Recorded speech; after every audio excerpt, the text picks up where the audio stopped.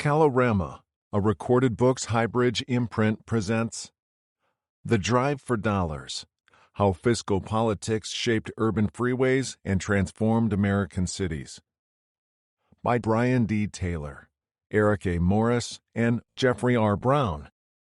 Read by Derek Dysart.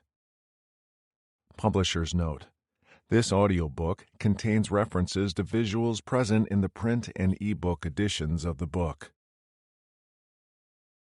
Preface.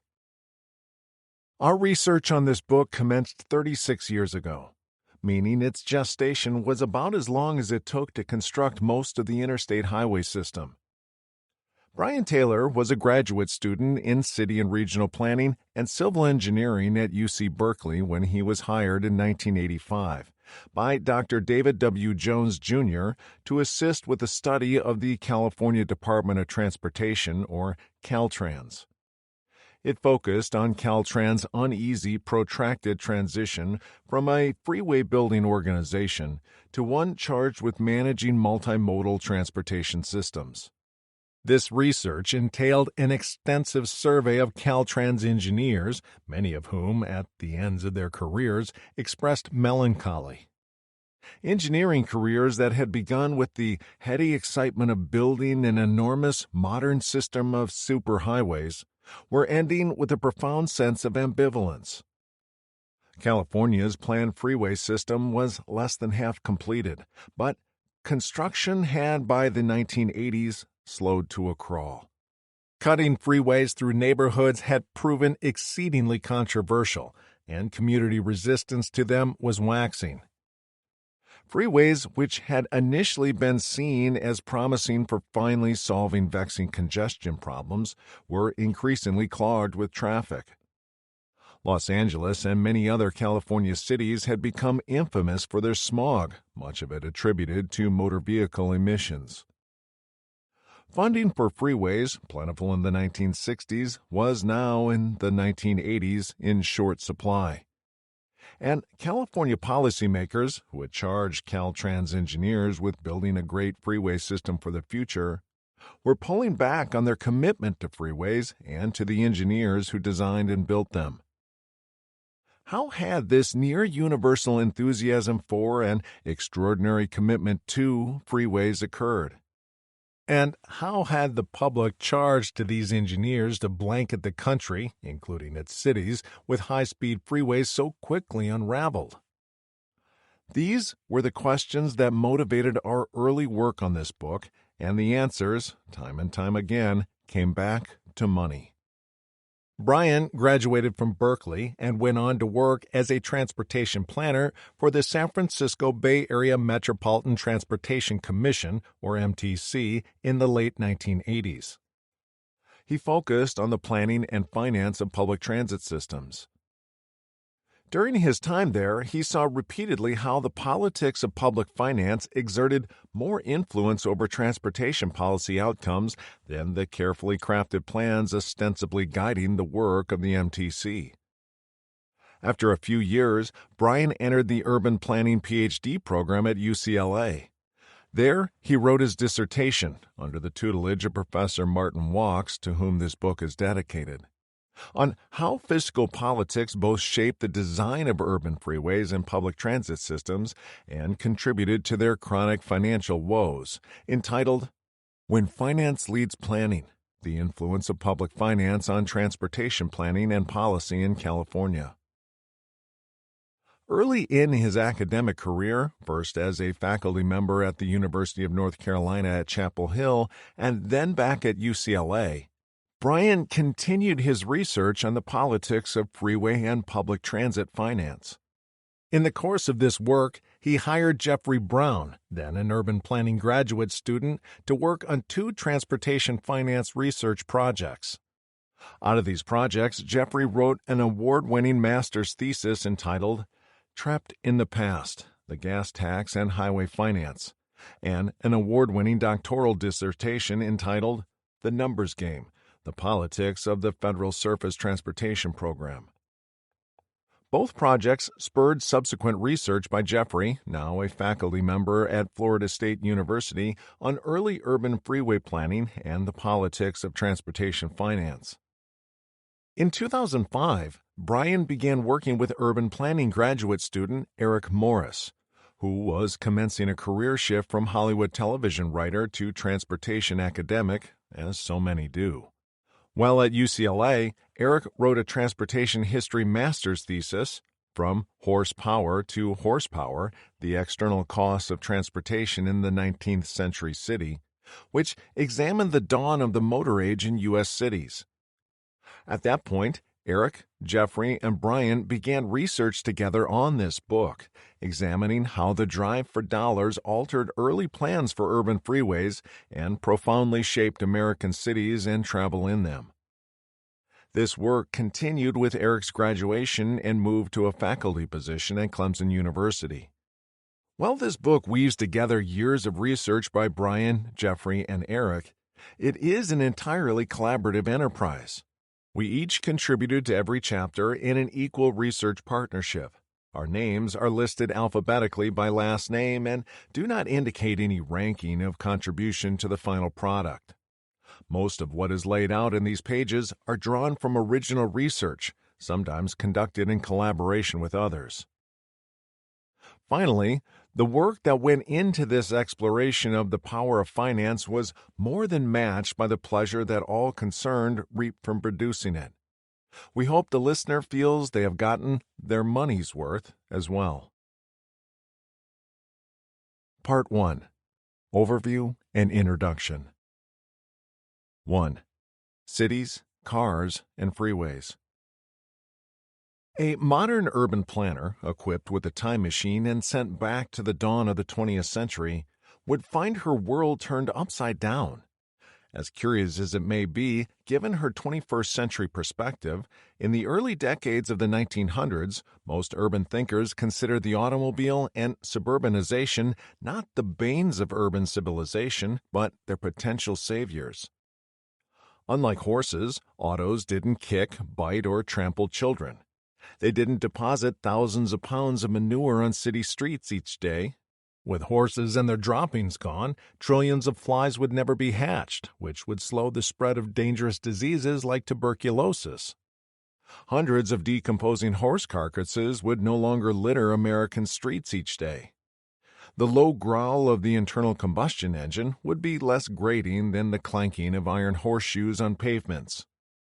Many observers believed that traffic crashes and fatalities would fall, thanks to vehicles that lacked often obstreperous minds of their own. Congestion would be reduced as well. Autos traveled at high speeds. They were maneuverable, particularly laterally, and they took up less street space than the horse-powered vehicles that preceded them. Autos also accelerated quickly, a boon in stop-and-go traffic. Autos seemed likely to ease parking problems.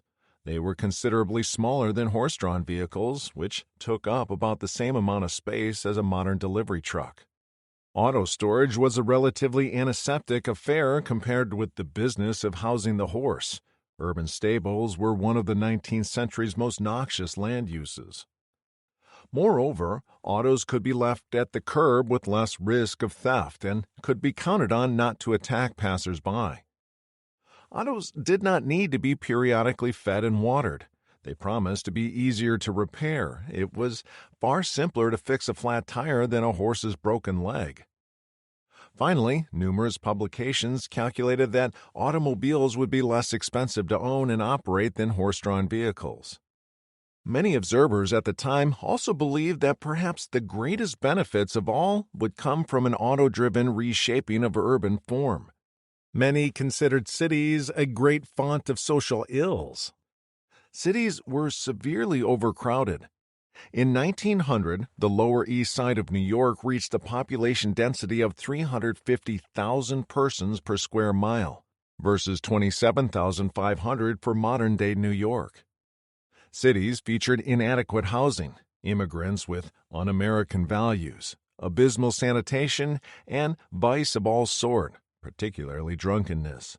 These mixed together to form what was seen by many observers as a dangerous cocktail of crime, disease, poverty, irreligiosity, and moral degeneration.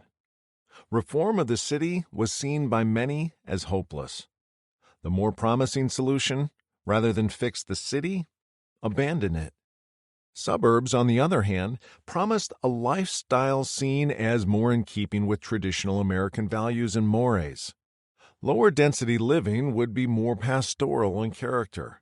A stout American yeomanry would replace the teeming urban proletariat. Individual plots offered space for children's play far from the malign influences of the urban street. The light and air that would come with detached housing would reduce disease. Middle-class suburbanization in America was not new. It had been proceeding rapidly at least since the introduction of the horse-drawn streetcar in the 1850s, and perhaps even since the 1820s with the opening of steam-powered ferry service from Manhattan to Brooklyn. However, the auto promised to accelerate suburbanization dramatically. The public was also widely frustrated with the electric streetcar, the predominant mode for longer distance travel in cities. Service was often unreliable. Vehicles were frequently crowded and dilapidated, and the streetcar companies were castigated in the press as greedy, uncaring monopolists. The auto, by contrast, promised comfort, privacy, convenience, and independence. It would liberate travelers from the tyranny of fixed routes and schedules and allow land development away from fixed streetcar tracks. As auto ownership trickled down to the middle classes, whole new segments of the public would be able to acquire an essential, perhaps the essential, component of what would soon become the American dream: a detached, single-family home on its own plot of land within easy driving distance of jobs, shopping, and culture. Two things are remarkable about this vision of the auto's promise. The first is that, in many ways, it has been realized far beyond its proponents' wildest dreams. Suburbanization was greatly facilitated by the privately owned auto. Most Americans today live in suburbs, where ownership of detached single-family homes is the province of the many, not the privilege of the few. Fatalities from crashes were greatly reduced, at least on per capita and per mile basis. In many ways, sanitation and public health were greatly improved. For example, rates of tuberculosis and other communicable diseases dropped sharply after horse-drawn transportation and the flies it nurtured were eliminated. Auto ownership did trickle down to the working classes and even the poor. As a group, modern Americans enjoy greater mobility, with greater speed, more convenience, and greater comfort than any people in history. The other remarkable thing is the degree to which this vision has simultaneously been discredited. Today, automobility is viewed by many as a poisoned chalice. Contemporary thinking largely focuses not on promoting the auto but on reining it in, pricing it, taxing it, regulating it, replacing its propulsion system, or supplanting it altogether with alternate modes of travel. How, in the space of a century, did the auto go from the darling of urbanists to their bête noire? There are a number of reasons for the auto's fall from grace. We now know that autos emit pollutants about which early 20th century planners were ignorant. We have seen that congestion cannot be tamed by simply building more roads. Perhaps most importantly, we have come full circle on urbanization. Rather than promoting suburbanization, modern planners generally seek to check it. Instead of turning our backs on cities populated disproportionately by people of color in favor of developing the more homogeneous suburban fringe, many planners and governments across the country endorse limits on peripheral development and promote urban infill and regeneration projects. As tools that permit sprawl, autos are now blamed for urban decline, rather than being hailed as its remedy. If the auto is the mustache-twirling villain in this current narrative, it has a henchman: the urban freeway. This innovation was, like the auto, widely hailed in the middle third of the 20th century as a cure for urban transportation ills. Indeed, while some consider the freeway a triumph and others a tragedy, and we maintain the story has elements of both, few would deny that freeways have had an outsized effect on American urbanization and transportation. The freeways that now encircle and penetrate America's cities are the products of an ostensibly rural-focused program, the Dwight D. Eisenhower system of interstate and defense highways. One of the largest public works projects in world history, the interstate systems builders acquired an amount of land equivalent in size to the state of Delaware. As we will see, the system's rural orientation is responsible for many of the features of urban freeways that have resulted in the contemporary hostility toward them. The intercity portions of the system are for the most part regarded as benign and even beneficial. They have revolutionized rural and small-town life compared to the age when the farmer was stuck in the mud. They have permitted the integration of previously remote areas into the nation's economy. They have fostered fast and reliable shipment of goods that has contributed to substantial decreases in production and distribution costs, which has helped dramatically increase productivity. Disruption due to land condemnation was generally manageable in the open spaces of the countryside.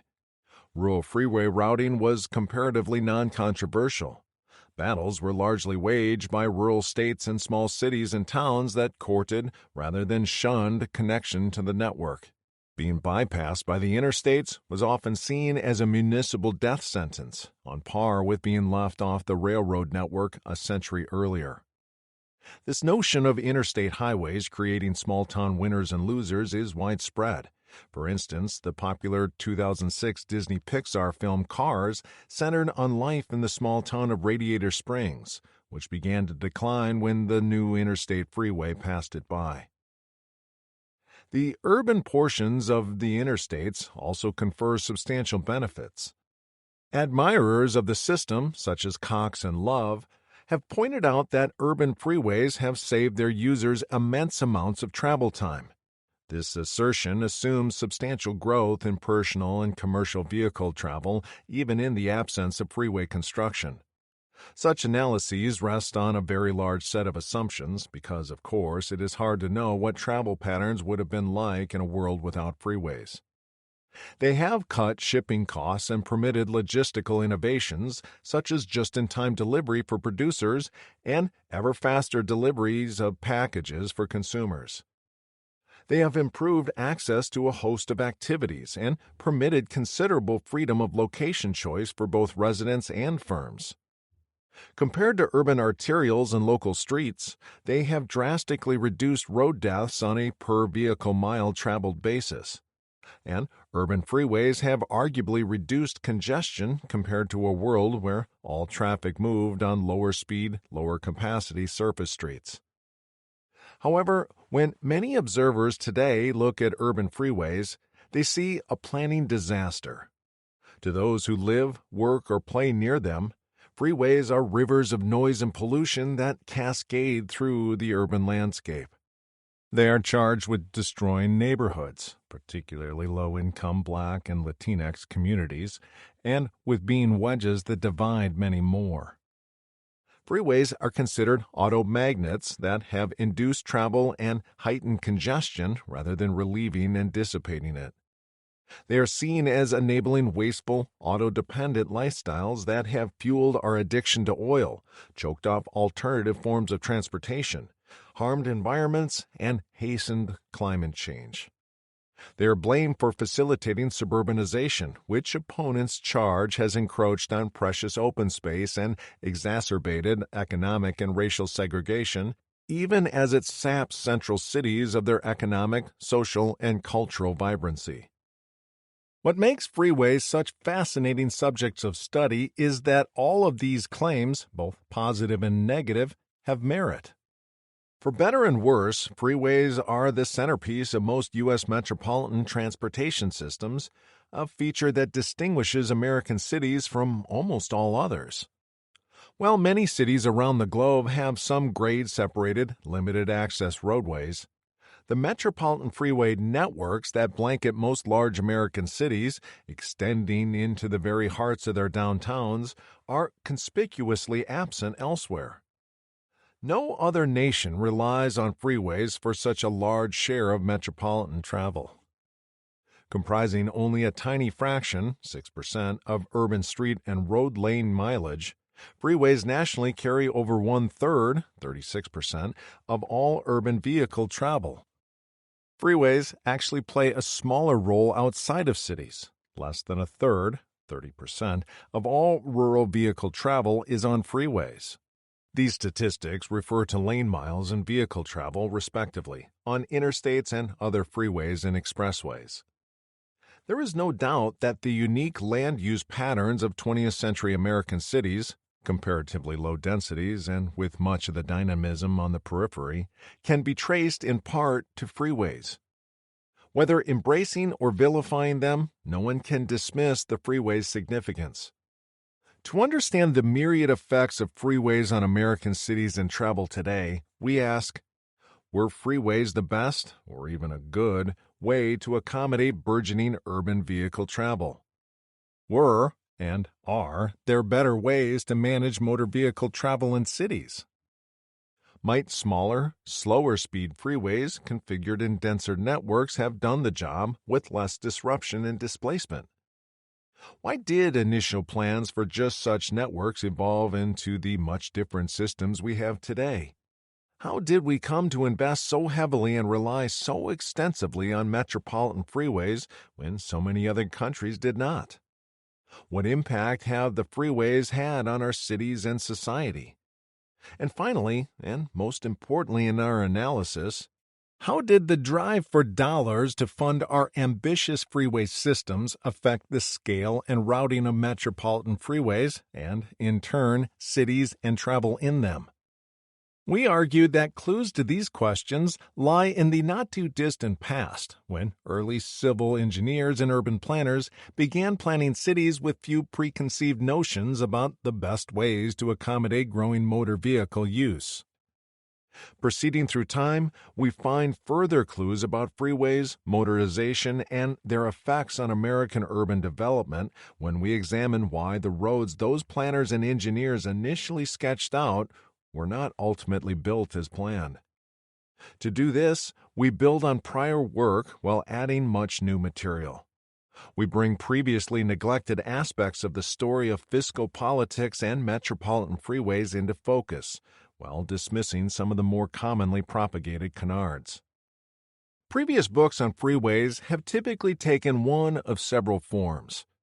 First are the histories of the interstate system written for lay audiences, like Lewis's Divided Highways, McNichol's The Roads That Built America, The Incredible Story of the U.S. Interstate System, and Swift's The Big Roads, The Untold Story of the Engineers, Visionaries, and Trailblazers who created the American superhighways.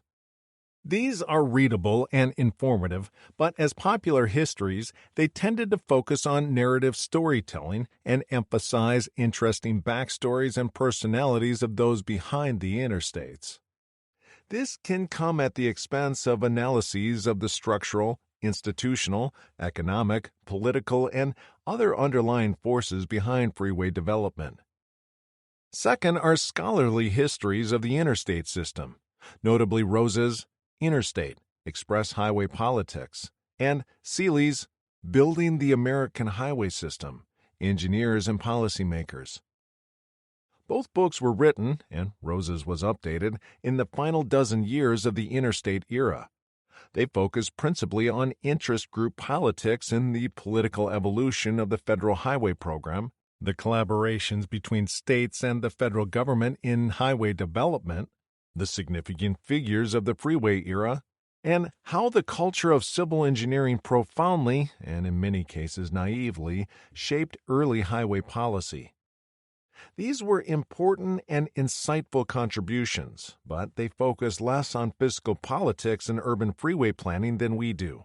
A third, and considerably larger, set of books examined freeways through more normative lenses.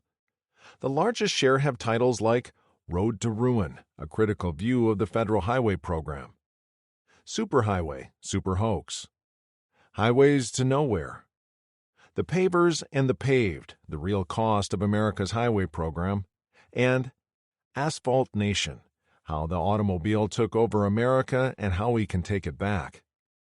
They were mostly penned amidst the rise of social and environmental activism in the late 1960s and early 1970s, and were harshly critical of the effects of freeways on cities, the folly of auto dependence, the arrogant indifference of the highway builders, and the power of the auto, oil, and construction industries in advancing the freeway program. The yin to these freeway critiques' yang is a smaller body of work, including America's Highways, 1776 to 1976, L.A. Freeway, an appreciative essay, Driving Forces, the Automobile, Its Enemies, and the Politics of Mobility, and The Best Investment a Nation Ever Made, a tribute to the Dwight D. Eisenhower system of interstate and defense highways. These works offered spirited defenses of automobility and freeways as a counter-narrative to the many critiques proffered by opponents. Fourth are more recent works that examined the racial and equity dimensions of freeway development. These most often focused on the displacement of families and businesses and the carving up of non-white and, in particular, black communities in order to route freeways through cities. These books include Highway Robbery, Transportation Racism and New Routes to Equity, Interstate, Highway Politics and Policy since 1939, The Folklore of the Freeway, Race and Revolt in the Modernist City, and Dixie Highway, Road Building and the Making of the Modern South. Ostensibly the third edition of Rose's sole-authored book, published in 1979 and updated in 1990, this co-authored book adds substantial work by Moll on race, displacement, and metropolitan freeway development, including freeway revolts in black communities and elsewhere, as well as efforts to tear down particularly unpopular freeway segments. They examined highway construction as an instrument of racial segregation, the intentional use of urban freeway construction for slum clearance, the explicit routing of freeways to separate black and white communities, and the occasional successful but more often unsuccessful efforts to oppose the routing of freeways through black and Latinx areas. Fifth and finally are works on metropolitan freeway planning more broadly. Schwartz and Foster, in his 1981 book, From Streetcar to Superhighway, American City Planners and Urban Transportation, 1900 to 1940, argued that freeways were the products of urban planning at the time. Schwartz wrote, "Since urban freeways then carried the city planners' collective seal of approval, there is little merit in the idea that the 1956 Act, funding the interstate system, subverted the planners' collective wisdom." Demento and Ellis, in their book, Changing Lanes, Visions and Histories of Urban Freeways, disagreed. They detailed architects, highway engineers, and planners' competing visions for freeways and the roles they ought to play in cities, a competition largely won by the engineers. We agree with Demento and Ellis that the freeway networks eventually constructed in most U.S. cities were most emphatically not products of city planners' collective wisdom. Quite the contrary. We will show how and why decisions made about how to pay for the freeway program put engineers in the driver's seat and consequently change the character and impacts of freeways on cities. While the authors of these previous books varied widely in terms of their analysis of the motivating forces behind freeways, ranging from the popular rise of automobility to the arc of highway engineering science, to the behind-the-scenes power of the highway lobby, to the machinations of downtown and suburban land development interests, to systemic racism, with only a few exceptions, they all tend to treat freeways largely as interchangeable commodities. The key issues in most previous works are the decisions about through which communities the freeways should pass, or whether to build them at all. They rarely focus on whether urban freeways, with 160-foot widths and 75 miles per hour design speeds, must be such enormous invasive facilities in the first place. We will show that the urban freeways we know today were far from inevitable, as auto use has grown rapidly in many other developed countries, largely in the absence of metropolitan freeway networks. As for conspiracies, though it is tempting to assign